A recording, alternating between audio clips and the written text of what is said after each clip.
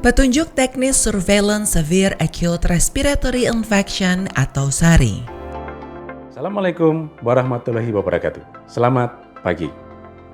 Transformasi sistem kesehatan di dalam melaksanakan sistem surveillance influenza dan juga corona pasca pandemik di Indonesia akan semakin terwujud dengan melakukan inovasi mengikuti perkembangan teknologi informasi yang terkini.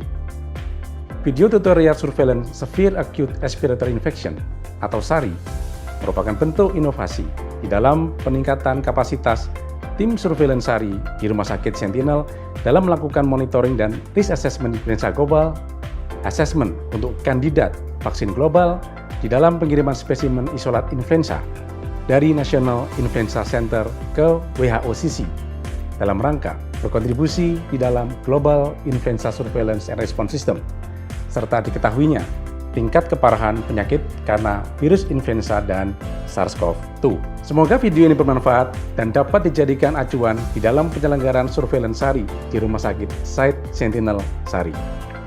Selamat mengikuti. Salam sehat.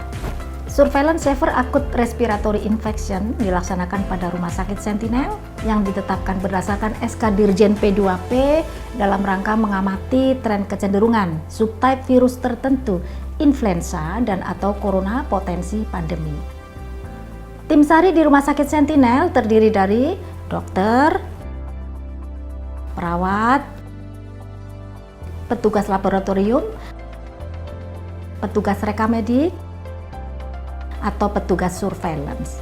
Alur pelaksanaannya meliputi, jadi di sini ada dua alternatif untuk rumah sakit yang belum memiliki PCR open system, deteksi atau identifikasi kasus sesuai DO yang ditetapkan pada ruang rawat anak, penyakit dalam, dan penyakit paru. Kemudian ada yang di-exclude yaitu trauma atau luka dengan berbagai kondisi, dirawat untuk prosedur tertentu seperti endoskopi, bronkoskopi, dan lain-lain. Kemudian kondisi bedah, contoh obstruksi usus, apendisitis, dan lain-lain. Kondisi urologis atau ginekologis, persalinan, dan gangguan jiwa. Pengambilan dan penyimpanan spesimen di rumah sakit pada suhu yang ditetapkan dan spesimen akan diambil oleh kurir pada hari Rabu setiap minggunya dan dikirimkan ke laboratorium rujukan yang ditetapkan sesuai SK Dirjen P2P. Pencatatan dan pelaporan dikirimkan ke pusat pada hari Senin setiap minggunya. Hal lain yang dilakukan yaitu pengolahan, analisis, interpretasi data, dan diseminasi informasi. Untuk alternatif yang kedua, yaitu bagi rumah sakit yang memiliki PCR open system dan mampu laksana untuk melakukan pemeriksaan PCR sendiri, maka hal yang di atas semuanya adalah sama, yang membedakan adalah pemeriksaan PCR dilakukan pada rumah sakit tersebut. Semoga video ini bermanfaat dan dapat dijadikan acuan untuk penyelenggaraan surveillance yang adekuat di masing-masing site Sentinel. Terima kasih, mari kita saksikan bersama. Alur pelaksanaan surveillance SARI.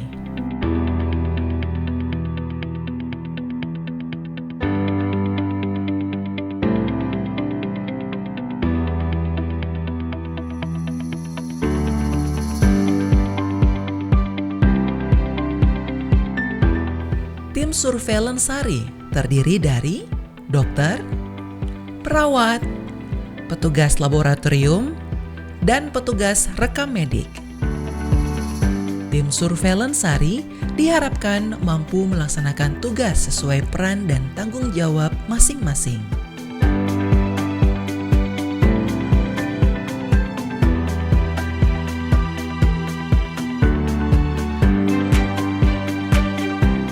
Severe Acute Respiratory Infection atau SARI adalah infeksi saluran pernapasan akut atau ISPA berat yang ditandai dengan gejala riwayat demam atau demam lebih dari 38 derajat Celcius, batuk, tanggal mulainya gejala seperti demam atau batuk tidak lebih dari 10 hari, dan memerlukan perawatan rumah sakit.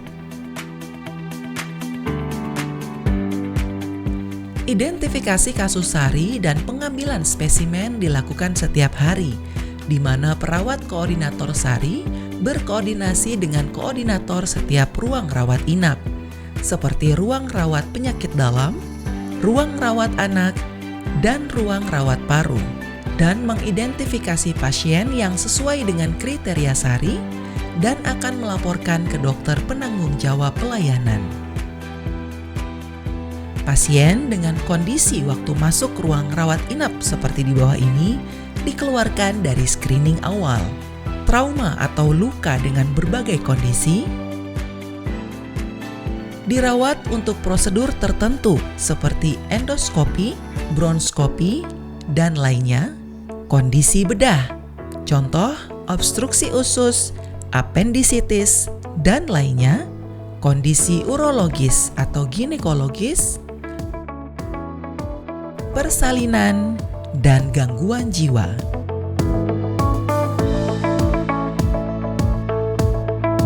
Perawat menyimpan daftar pasien yang telah diidentifikasi, kemudian melaporkan kepada dokter penanggung jawab SARI untuk mengkonfirmasi pasien SARI.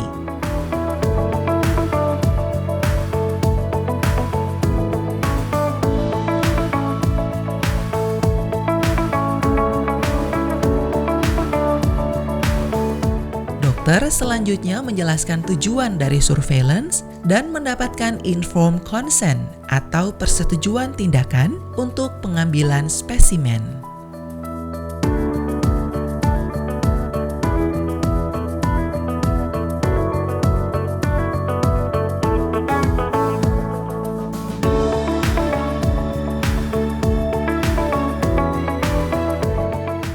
Setelah mendapat informed consent atau persetujuan tindakan, perawat melanjutkan dengan mengisi formulir laporan kasus SARI berdasarkan informasi langsung dari pasien atau orang tua atau anggota keluarga pasien.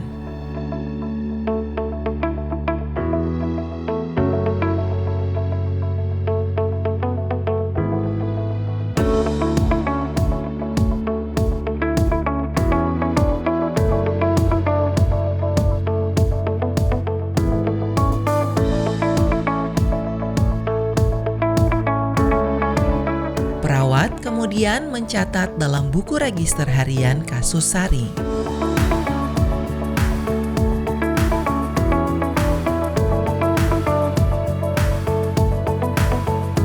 Selanjutnya, perawat menghubungi petugas laboratorium untuk pengumpulan spesimen.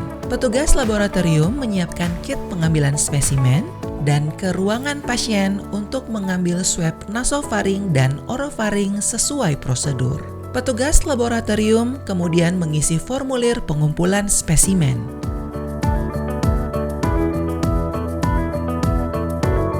Cara pengambilan spesimen untuk usap nasofaring.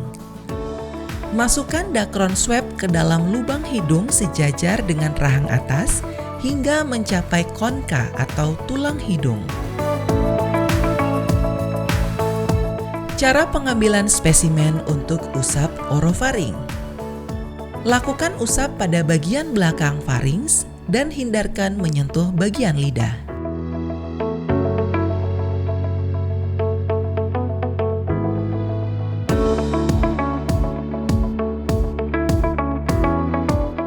Kemudian masukkan dakron swab sesegera mungkin ke dalam VTM. Kemudian putuskan tangkai plastik di daerah mulut tabung VTM agar dapat ditutup dengan rapat. Lilit tabung VTM dengan parafilm. Tabung VTM yang sudah berisi dakron swab disimpan dalam suhu 2-8 derajat Celcius sebelum dikirim. Jika spesimen diperkirakan akan diperiksa lebih dari waktu yang ditentukan, maka harus disimpan pada lemari pendingin dengan suhu minus 80 derajat Celcius. Dokter atau perawat atau petugas SARI memberikan label ID dengan nomor kode yang sama untuk setiap perangkap kuesioner kasus SARI dan tabung spesimen.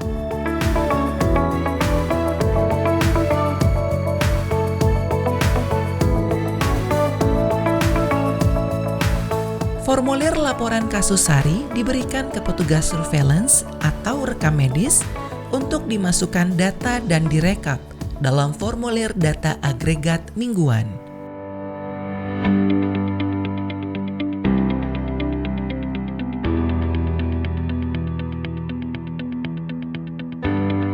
Bagi rumah sakit yang memiliki fasilitas PCR open system, spesimen kemudian dapat diperiksa.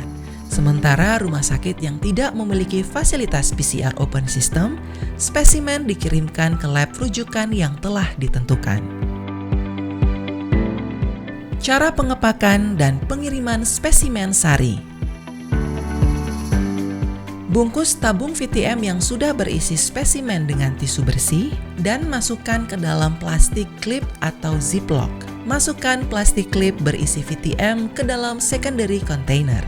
Lalu susun ice pack beku, wadah tertutup, dan termometer di dalam cool box.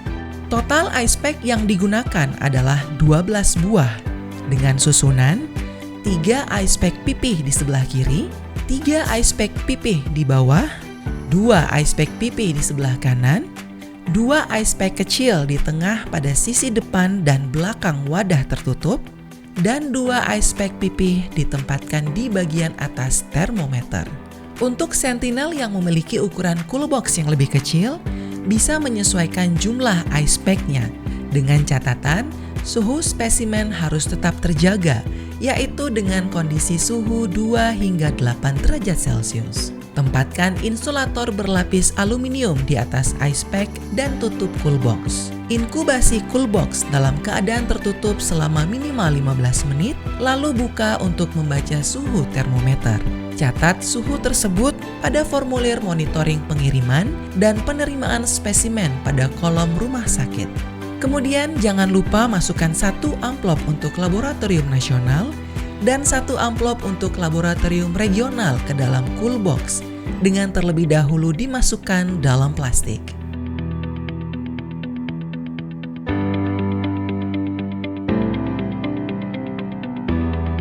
Segel cool box dengan lakban dan beri label pada sisi kanan dan kiri cool box yang ditujukan kepada laboratorium regional atau pemeriksa masing-masing sentinelnya.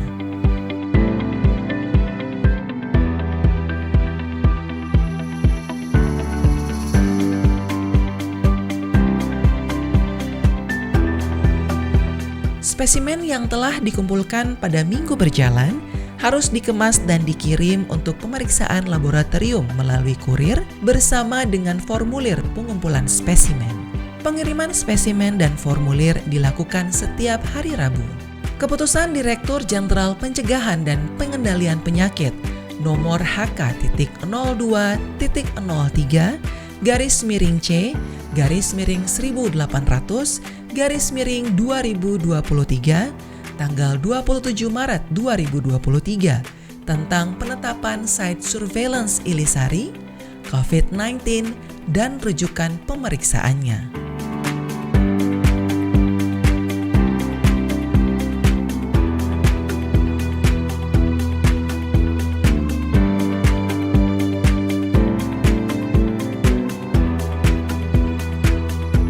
Pencatatan dan pelaporan. Petugas rekam medik atau petugas lab melakukan pengentrian dan pelaporan data sari secara online. Data yang dientri meliputi formulir laporan kasus sari, formulir pengambilan dan pengiriman spesimen, formulir keluar rumah sakit setiap kali ada pasien sari keluar, formulir laporan agregat mingguan, dan laporan logistik setiap bulan. Setiap hari Senin, rekam medik atau petugas lab melakukan validasi data, input data kuesioner kasus sari, dan laporan data agregat mingguan rumah sakit ke dalam format yang telah ditentukan.